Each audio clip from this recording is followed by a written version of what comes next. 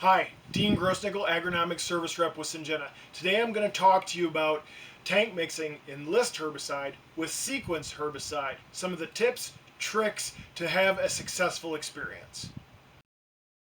When it comes to tank mixes with Enlist, volume of carrier is very important. The higher the carrier volume, the more successful the Enlist tank mix is going to be. Because the high salt loads in the glyphosate, AMS, and 2,4-D can cause a clash of salts and issues. So in our tank mixes we're going to have a volume of 3 gallons per acre, 5 gallons per acre, 7.5 gallons per acre, 10 gallons per acre, 12.5 gallons per acre, and 15 gallons per acre. When I talked about these salt loads, it's basically that clash of the potassium salt of glyphosate and the 2,4-D choline salts that are in there. And those salts in these low volume carrier scenarios can cause precipitates and a clash of those salts. And then that will plug screens, tips, and cause a very unsuccessful tank mix experience. So for our ingredients, what we have here is we have our dry MS, Enlist, Sequence, Fusilade, and our HSOC.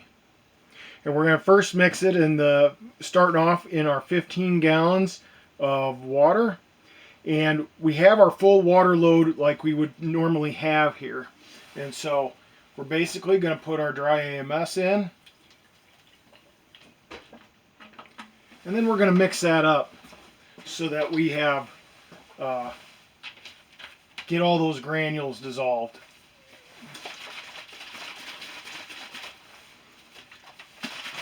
So this is unlike what we'd normally see in the field because most people aren't starting off with a full load of water.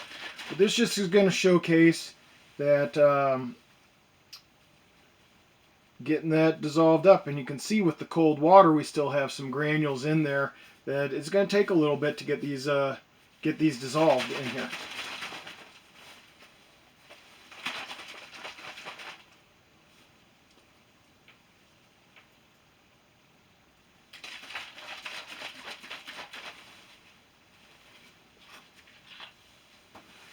All right, now we'll add our Enlist.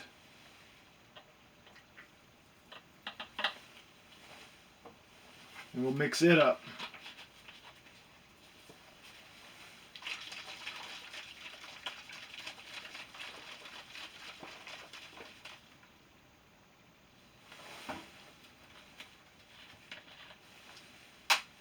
We'll add our Sequence.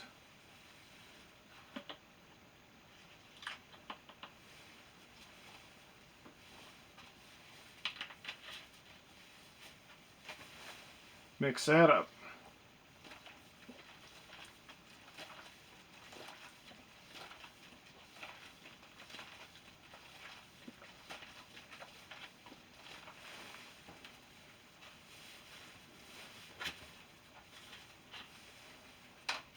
Our Fusilade.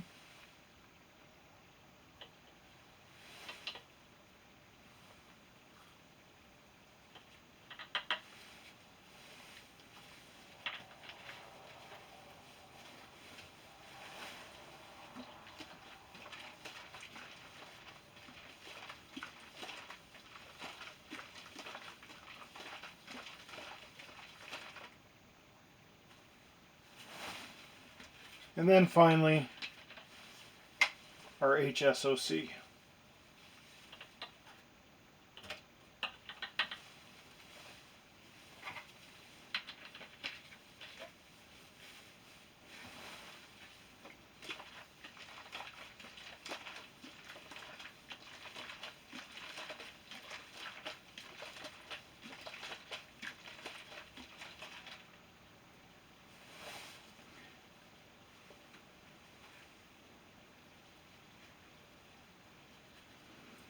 Looks relatively stable.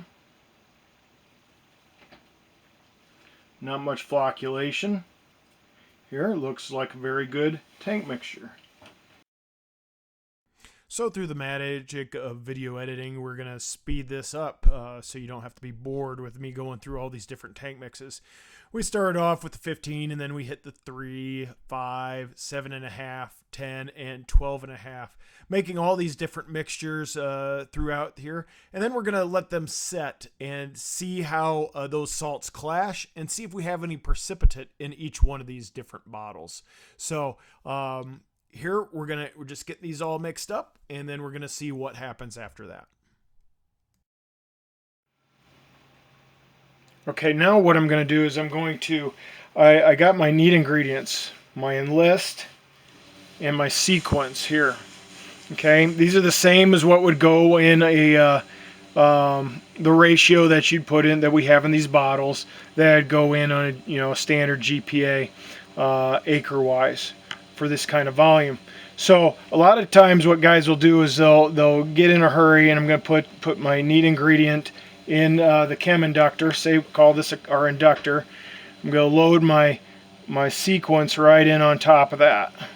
Okay, and because we're in a hurry, we're going to try and get this on as quick as possible.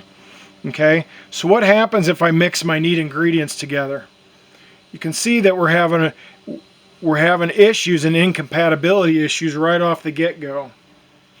Okay, you can see that the Enlist is made and that potassium salt of glyphosate is starting to turn into cottage cheese.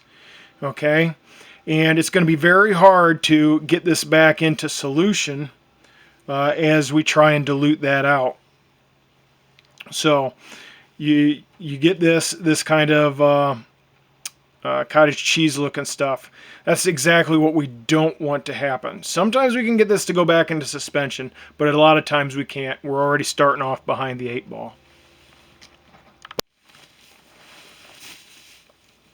Okay, we're going to look at the time. Here's 10 till. We got all our tank mixes mixed up. We're going to give it some time and see what those tank mixes look like. Okay, we're here at 3 o'clock, and we've had some time for these tank mixes to settle. Here was our neat ingredients. This was in the list. If you remember, this was in the list and sequence by itself. Again, not something that we want to do, but it's something that when people get in a hurry, they're going to pour in neat ingredients on top of each other. Neat ingredients mean the raw product. So this is Enlist, and then the sequence dumped in on top of it. Same that you'd get in 3 pints of sequence to the acre and 2 pints of Enlist to the acre. Here's our 3-gallon tank mix. As you can see, we have a little bit of granulation on the side of the bottle. As we tilt the bottle over, you can see there's a little bit of residue there on the bottom. Give us a shake up, see what happens to the residue. We don't see the residue there, but it sure could be in the solution there. We do have some screens here. We're going to screen some of this. Again, here's our 5-gallon solution. You see some granulation on the side, stuff that doesn't look like it got mixed into suspension. As we look at the bottom, we see some sediment and some settling out. As we give this one a shake, it looks like it came off the bottom relatively easy. It's not gummy, but it looks like we got some granulation and some sediment there. Here's our 7.5 gallon mix. Again, when we pour this one, we don't see a whole lot there.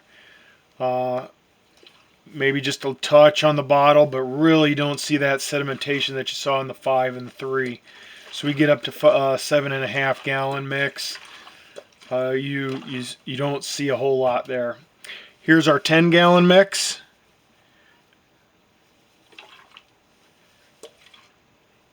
Nothing, not a whole lot of sediment on it. You did see a little bit of settling out there, but definitely maybe a little bit more than 7.5. But really, it went back into solution really easy. Here's our 12. Maybe a little bit of sediment in the bottom, but a little agitation, and there's nothing on the bottom at all. And you don't see any of that granulation on the side. Same here with the 15. See a little bit. It just went right back into solution very, very well. Very well. So what we're going to do now is we're going to take some 110 mesh screen, and we're going to filter each one of these products and see what we have for residue there. So through the magic of time-lapse photography, again, we're going to go through this and speed it up a little bit. So here's the 3 gallons per acre tank mix, and as you can see, a lot of salt that precipitated out of that to the point that it took a long time to drain it through that 110 mesh screen. Plugging that up, I had to poke down into that screen to get that liquid to go through there. Obviously, if this happens on a large scale, somebody gets a little bit rammy, and he's going to fill those screens full of salt, and this is exactly what it's going to look like, and you're going to be plugging tips, and he's going to have a very unhappy day. So to avoid this, we need to up our water, up our gallonage, so that we do not have this happen. Here's the 5 gallons per acre. Again, so if you're doing a half a tank load, doing 10 GPA, fills your tank half, this is what you're going to have. Again, with not enough water in there, you're going to have a clash of salts, and you're going to have a precipitation, precipitate of salts there, as you can see here. And now finally, here we have the 7.5 gallon per acre carrier load, and you can see it drained a lot better through that screen. In fact, there's very, very little residue on there for us. In fact, I think if we have a 50 mesh screen, we don't see any residue at all. Okay, the next bottle is going to be our 10 gallons per acre mix. See a little bit of selling out, but you don't see the granulation on the side of this bottle like you did the others. And you saw how on that last one, on the 7.5, it poured through a lot better.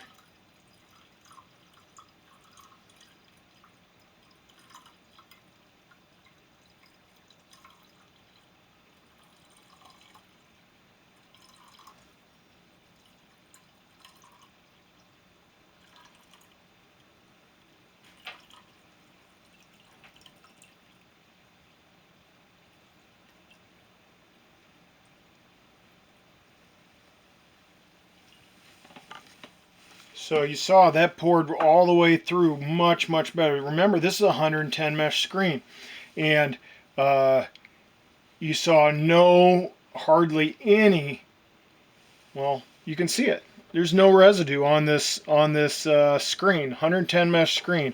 No residue in the bottom. It went very well through that screen. So now we're going to do the 12.5 and 15 gallons and drain it through that 110 mesh screen. We speed that up again because it's kind of a little broken record here right now. The higher the carrier volume, the easier it is going to go through there. As you can see with the 12.5, no precipitate is built up on that 110 mesh screen. Flowed through very, very well. We're going to do that the same thing with the 15 GPA volume. Again, you can see it pours right through that screen, no problem. So the key to having a successful Enlist and sequence tank mix is the higher the carrier volume that you start off with before you start mixing things, the better things are going to be. So what are some best management practices we can employ when tank mixing Enlist 1 herbicide and sequence? We can use higher gallons per acre. 10 to 15 gallons per acre is what's recommended, and that's really what we need to stick to. We must have half the total water volume on that tank before we start adding multiple herbicides. We can get about a third of the water on and add that first herbicide, but we really should let half to 3/4 of the water get on that load before we add multiple herbicides to that. Let them mix in and then start adding the others. 50 mesh screens should be the norm on most all sprayers. If we have something smaller than that, that could lead to problems. And use an AMS replacement or water conditioner so you don't have to worry about that AMS dissolving in cold water. And last but not least, do not mix neat ingredients in inductors. That would lead to problems, and we must avoid that. These are some tips and tricks for you. Hopefully you can have a good experience with Enlist 1 and Sequence herbicide. Always read and follow label directions. Enlist 1 is a restricted use pesticide.